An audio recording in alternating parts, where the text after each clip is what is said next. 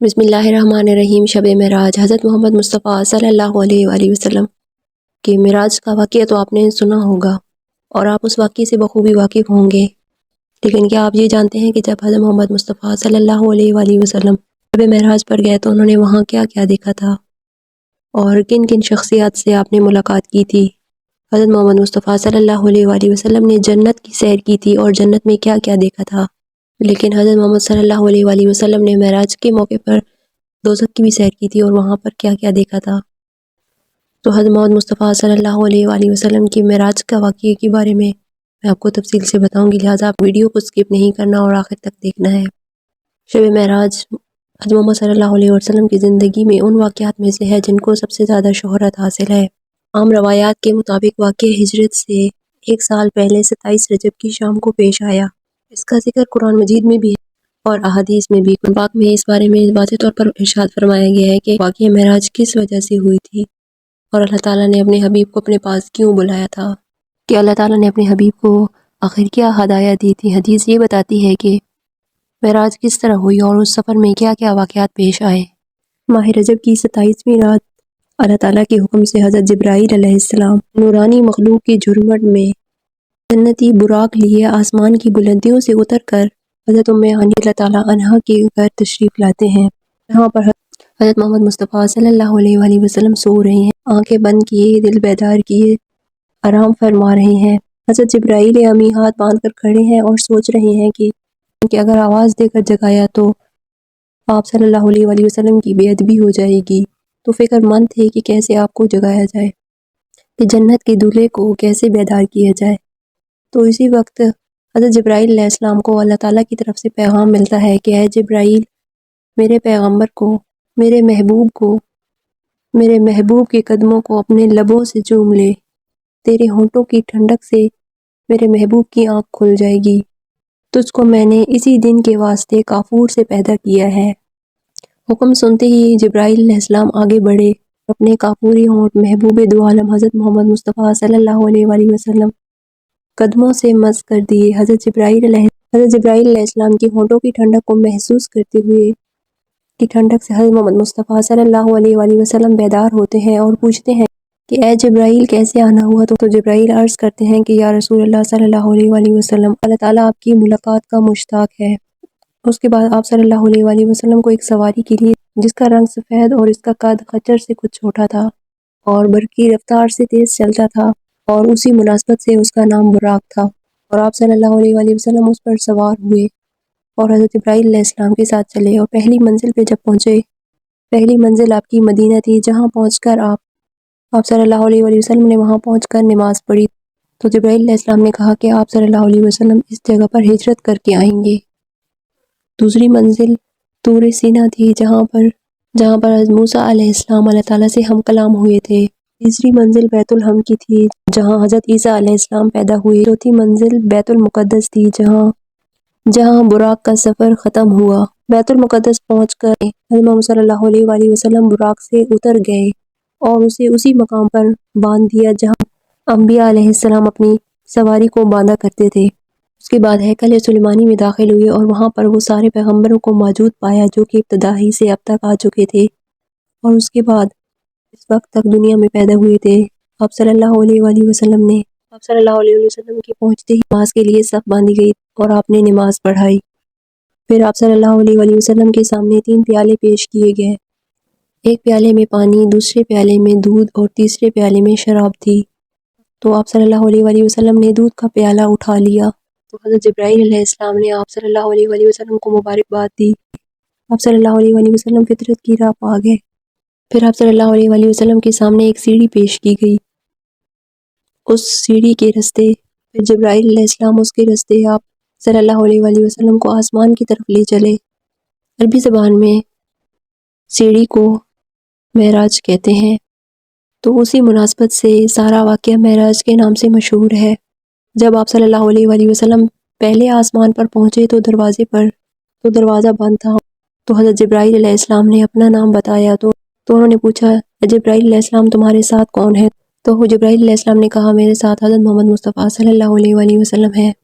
پوچھا کیا انہیں بلایا گیا ہے؟ تو آپ نے کہا ہاں۔ تب دروازہ کھلا تو آپ صلی اللہ علیہ وآلہ وسلم اندر داخل ہو گئے۔ صلی اللہ علیہ وآلہ وسلم کا وہاں پر خیر مقدم کیا گیا۔ وہاں پر آپ صلی اللہ علیہ وآلہ وسلم کا تعارف فرشتوں اور انسانی ارواح کے ساتھ کیا گیا۔ ان بڑی بڑی شخصیتوں سے ہوا جو وہاں پر موجود تھی۔ وہاں پر ایک نمایاں شخصیت ایسے بزرگ کی تھی جو کہ انسانی بناوٹ کا ایک مکمل نمونہ تھی۔ جسم اور چہرے کی ساخت کسی بھی پہلو سے تو حضرت جبرائیل علیہ السلام نے بتایا کہ یہ حضرت آدم علیہ السلام ہے۔ آپ کے معروض سے اعلیٰ ان بزرگ کے دائیں بائیں بہت زیادہ لوگ تھے۔ وہ دائیں جانب دیکھ کر خوش ہوتے اور بائیں جانب دیکھ کر روتے۔ پوچھا یہ کیا ماجرا ہے؟ تو بتایا گیا کہ یہ نسل آدم علیہ السلام ہے۔ حضرت آدم علیہ السلام اپنی نیک اولاد کو دیکھ کر خوش ہوتے ہیں اور برے لوگوں کو دیکھ کر روتے ہیں۔ پھر حضرت محمد مصطفیٰ صلی اللہ علیہ وآلہ وسلم کو تفصیلی مشاہدے کا موقع دیا گیا۔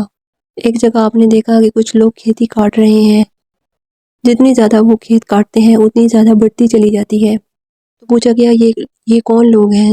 بتایا گیا کہ یہ خدا کی راہ میں جہاد کرنے والے لوگ ہیں۔ پھر دیکھا کہ کچھ لوگ ہیں جن کے کپڑوں پر آگے اور پیچھے پیوند لگی ہوئے ہیں۔ وہ لوگ جانوروں کی طرح گھاس چرتے ہیں۔ تو پوچھا گیا یہ کون لوگ ہیں؟ بتایا گیا کہ یہ وہ لوگ ہیں جو اپنے مال میں سے زکوٰۃ وغیرہ کچھ نہیں دیتے تھے۔ پھر دیکھا کہ ایک شخص لکڑیوں کا گٹھا جمع کر کے اٹھانے کی کوشش کر رہا ہے۔ اٹھانے کی کوشش کرتا ہے لیکن وہ انہیں نہیں اٹھا پاتا۔ وہ اس میں کچھ اور لکڑیاں بال لیتا ہے۔ تو پوچھا گیا یہ کون لوگ ہیں؟ تو بتایا گیا کہ یہ وہ لوگ ہیں جن پر امانتوں اور ذمہ داریوں کا اتنا بوجھ تھا کہ اٹھا نہ سکتا تھا، مگر وہ ان کو کم کرنے کے بجائے اپنے سر پر اور ذمہ داریوں کو بڑھاتا چلا گیا۔ پھر دیکھا کچھ لوگوں کی زبانیں اور ہونٹ کینچیوں سے کاٹے جا رہے ہیں۔ تو پوچھا گیا کہ یہ کون لوگ ہیں؟ یہ غیر ذمہ دار لوگ ہیں جو بلا وجہ اور فتنہ برپا کرتے تھے۔ تو ایک اور جگہ دیکھا کہ ذرا سے پتھر میں شکاف ہوا تو اس میں سے ایک بہت بڑا سا موٹا سا بیل نکل آیا۔ پھر وہی بیل اسی شکاف کے اندر دوبارہ واپس جانے کی کوشش کرنے لگا لیکن وہ اس کے اندر دوبارہ واپس نہ جا سکا۔ تو پوچھا گیا کہ یہ کیا ماجرا ہے؟ تو بتایا گیا کہ یہ اس شخص کی مثال ہے جو شخص غیر ذمہ داری کے ساتھ ایک فتنہ خیز بات کرتا ہے، پھر نادم ہو کر اس کی تلافی کرنا چاہتا ہے لیکن وہ اس کی تلافی نہیں کر سکتا۔ ایک اور مقام پر کچھ لوگ تھے جو اپنا گوشت کاٹ کاٹ کر کھا رہے تھے۔ تو پوچھا گیا کہ یہ کیا معاملہ ہے؟ پوچھا گیا کہ یہ کون لوگ ہیں؟ بتایا گیا کہ یہ لوگ دوسروں پر زبان درازی کرتے تھے۔ انہی کے قریب کچھ اور لوگ تھے جن کے ناخن تانبے کے تھے اور وہ اپنے منہ اور سینے کو نوچ رہے تھے۔ پوچھا گیا کہ یہ کون لوگ ہیں؟ تو بتایا گیا کہ یہ وہ لوگ ہیں جو لوگوں کی پیٹھ پیچھے لوگوں کی برائیاں کرتے ہیں اور ان کی عزتوں پر حملے کیا کرتے تھے۔ کچھ اور لوگ دیکھے جن کے ہونٹ اونٹوں کی طرح اونٹوں سے مشابہت کرتے تھے اور وہ لوگ آگ کھا رہے تھے۔ تو پوچھا گیا کہ یہ کون لوگ ہیں؟ تو بتایا گیا کہ یہ وہ لوگ ہیں جو غریبوں مسکینوں کا مال ہضم کر جاتے تھے۔ پھر دیکھا گیا کہ کچھ لوگ ہیں جن کے پیٹ بے انتہا بڑے ہوئے ہیں اور ان کے پیٹ سانپوں سے بھرے ہوئے ہیں اور آنے جانے والے لوگ ان کو رونتے ہوئے گزرتے چلے جا رہے ہیں مگر وہ لوگ اپنی جگہ سے ہل نہیں سکتے۔ تو پوچھا گیا کہ یہ کون لوگ ہیں؟ تو بتایا گیا کہ یہ وہ لوگ ہیں جو سود خور لوگ ہیں۔ پھر جو لوگ تھے جن کی ایک جانب نفیس چکنا گوشت رکھا گیا تھا اور دوسری جانب سڑا ہوا بدبودار گوشت رکھا ہوا تھا جس سے بہت سخت گندی بدبو آ رہی تھی۔ تو پوچھا گیا کہ یہ کیا ماجرا ہے؟ تو بتایا گیا وہ لوگ اچھا گوشت چھوڑ کر سڑا ہوا بدبودار گوشت کھا رہے تھے۔ تو بتایا گیا کہ یہ وہ لوگ ہیں جو اپنی حلال بیویوں اور شوہر کے ہوتے ہوئے حرام مرد اور عورتوں کے ساتھ تعلق رکھتے ہیں۔ اپنی ضروریات غیر محرم غیر مردوں کے ساتھ انہوں نے اپنی ضروریات کو پورا کیا۔ پھر دیکھا کہ کچھ عورتیں ہیں جو چھاتی کے بل لٹک رہی ہیں۔ پوچھا گیا کہ کون لوگ ہیں؟ تو بتایا گیا کہ یہ وہ عورتیں ہیں جنہوں نے اپنے شوہروں کے سر ایسے بچے منڈ دیے ہیں جو ان کے اپنے نہ تھے۔ انہی کے مشاہدات کے سلسلے میں حضرت محمد صلی اللہ علیہ وآلہ وسلم کی ملاقات ایک ایسے فرشتے سے ہوئی جو انتہائی ترش روی سے ملا۔ تو آپ صلی اللہ علیہ وآلہ وسلم نے حضرت جبرائیل سے کہا کہ اب تک جن لوگوں سے بھی ملاقات ہوئی سب لوگ مجھے خندہ پیشانی اور بشاش چہروں کے ساتھ تھے لیکن ان حضرات کی خوش مزاجی کا کیا معاملہ ہے؟ تو حضرت جبرائیل علیہ السلام نے کہا کہ یہ تو دوزخ کا دروغہ ہے۔ تو یہ سن کر حضرت محمد صلی اللہ علیہ وآلہ وسلم نے دوزخ کو دیکھنے کی خواہش ظاہر کی تو یک اس نے آپ صلی اللہ علیہ وآلہ وسلم کی نظروں کے سامنے سے پردہ ہٹا لیا تو دوزخ اپنی تمام تر ہولناکیوں کے ساتھ نمودار ہوا۔ اس مرحلے سے گزرنے کے بعد آپ صلی اللہ علیہ وآلہ وسلم دوسرے آسمان پر پہنچے۔ یہاں کے اکابر میں دو نوجوان سب سے ممتاز تھے۔ دریافت کرنے پر معلوم ہوا کہ یہ حضرت یحییٰ علیہ السلام اور حضرت عیسیٰ علیہ السلام ہیں۔ آسمان پر آپ صلی اللہ علیہ وسلم کا تعارف ایک ایسے بزرگ سے کروایا گیا جو کہ دیکھنے میں عام انسان سے، جن کا حسن میں عام انسانوں کے مقابلے میں ایسا تھا جیسے کہ ستاروں کے مقابلے میں 14ویں کا چاند۔ تو معلوم ہوا کہ یہ حضرت یوسف علیہ السلام ہے۔ جب چوتھے آسمان پر آپ تشریف لے گئے، چوتھے آسمان پر حضرت ادریس علیہ السلام، اور پانچویں آسمان پر حضرت ہارون علیہ السلام، اور چھٹے آسمان پر حضرت موسیٰ علیہ السلام حضرت محمد صلی اللہ علیہ وآلہ وسلم سے ملے۔ وہاں پر بے شمار فرشتے آتے اور جاتے تھے۔ حضرت محمد صلی اللہ علیہ وسلم کی ملاقات ایک ایسے بزرگ سے ہوئی جو خود حضرت محمد صلی اللہ علیہ وآلہ وسلم سے بہت زیادہ مشابہت رکھتے تھے۔ تعارف کرنے پر معلوم ہوا کہ یہ حضرت ابراہیم علیہ السلام ہے۔ یہاں تک کہ حضرت محمد صلی اللہ علیہ وآلہ وسلم سدرۃ المنتہا پر پہنچ گئے، جو بیش گائے رب العزت اور عالم خلق کے درمیان حد وسائل کی حیثیت رکھتا ہے۔ نیچے سے جانے والے یہاں پر رک جاتے ہیں اور اوپر سے احکام اور قوانین براہ راست یہاں پر آتے ہیں، اور اسی مقام کے قریب آپ صلی اللہ علیہ وآلہ وسلم کو جنت کا مشاہدہ کروایا گیا۔ صلی اللہ علیہ وآلہ وسلم نے دیکھا کہ اللہ نے اپنے سارے بندوں کے لیے وہ کچھ مہیا کر رکھا ہے جو نہ کسی آنکھوں نے آج تک دیکھا، اور نہ کسی کان نے آج تک سنا، اور نہ کسی ذہن میں اس کا تصور تک گزرا۔ سدرۃ المنتہا پر حضرت جبرائیل علیہ السلام ٹھہر گئے اور آپ نے کہا، اور اس کے بعد حضرت محمد صلی اللہ علیہ وآلہ وسلم تنہا آگے بڑھے، ایک سطح پر پہنچے تو درگاہ جلال سامنے تھے۔ ہم کلامی کا شرف بخشا گیا۔ جو باتیں ارشاد ہوئیں ان میں سے کچھ یہ ہیں۔ حضرت محمد صلی اللہ علیہ وآلہ وسلم کو اپنی امت کے لیے نماز تحفے میں دی گئی۔ سورۃ البقرہ کی آخری 2 آیات تعلیم فرمائی گئی۔ شرک کے سوا دوسرے سارے گناہوں کی بھی بخشش کی جائے گی، اس کے بارے میں بتایا گیا۔ ارشاد ہوا کہ جو شخص نیکی کا ارادہ کرتا ہے اور اس کے حق میں ایک نیکی لکھ دی جاتی ہے، اور جب کوئی اس پر عمل کرتا ہے حق میں 10 نیکیاں لکھ دی جاتی ہیں، مگر جو کوئی برائی کا ارادہ کرتا ہے تو اس کے خلاف کچھ بھی نہیں لکھا جاتا، اور جب کوئی برائی کرتا ہے تو اس کے حق میں صرف ایک ہی برائی لکھ دی جاتی ہے۔ پیشی خداوندی سے واپسی پر نیچے اترے، اسی سیڑھی سے نیچے اتر کر واپس بیت المقدس تشریف لائے۔ یہاں پر تمام پیغمبر موجود تھے تو آپ صلی اللہ علیہ وآلہ وسلم نے ان کو نماز پڑھائی جو کہ غالباً فجر کی نماز تھی۔ پھر آپ صلی اللہ علیہ وآلہ وسلم براق پر سوار ہوئے اور مکہ واپس پہنچ گئے۔ صبح پھر سب سے پہلے آپ صلی اللہ علیہ وآلہ وسلم نے یہ پوری داستان حضرت ام ہانی کو یہ پوری داستان سنائی۔ پھر آپ نے باہر نکلنے کا قصد کی تو انہوں نے آپ صلی اللہ علیہ وآلہ وسلم کی چادر پکڑ لی اور کہا، خدا کے لیے یہ قصہ لوگوں کو نہ سنائیں، ورنہ آپ صلی اللہ علیہ وآلہ وسلم کا مذاق اڑانے کا ایک اور موقع مل جائے گا۔ مگر آپ صلی اللہ علیہ وآلہ وسلم نے کہا کہ میں یہ واقعہ لوگوں سے ضرور کہوں گا، اور یہ کہتے ہوئے آپ صلی اللہ علیہ وآلہ وسلم باہر تشریف لے گئے۔ جب آپ حرم کعبہ میں پہنچے تو ابو جہل سے آپ کا آمنا سامنا ہوا، تو اس نے کہا کہ کوئی تازہ خبر ہے؟ تو آپ صلی اللہ علیہ وآلہ وسلم نے کہا ہاں۔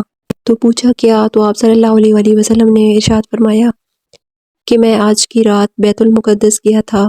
تو اس نے کہا بیت المقدس، وہ بھی راتوں رات ہو آئے ہو اور صبح یہاں موجود ہو؟ تو آپ نے کہا ہاں۔ ابو جہل نے کہا کہ قوم کو جمع کروں تو تم سب کے سامنے یہ سب کہو گے؟ تو آپ صلی اللہ علیہ وآلہ وسلم نے کہا ہاں۔ تو کہا بے شک۔ ابو جہل نے آواز دے کر سب کو اکٹھا کیا اور کہا کہ اب بولو۔ تو آپ صلی اللہ علیہ وآلہ وسلم نے واقعہ معراج کا پورا قصہ سب کے سامنے بیان کر دیا۔ تو لوگوں نے مذاق اڑانا شروع کر دیا کہ 2 مہینے کا سفر، وہ بھی ایک رات میں، ناممکن۔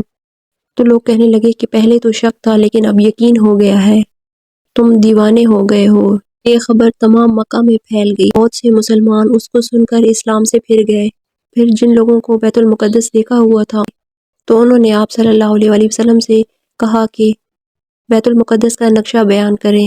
تو آپ صلی اللہ علیہ وآلہ وسلم نے فوراً نقشہ بیان کرنا شروع کر دیا اور ایک ایک چیز اسی طرح بیان کی گویا کہ بیت المقدس سامنے موجود ہے اور آپ دیکھ دیکھ کر اس کی حقیقت بتا رہے ہیں۔ وہاں بکثرت ایسے لوگ موجود تھے جو تجارت کے سلسلے میں بیت المقدس جاتے رہتے تھے۔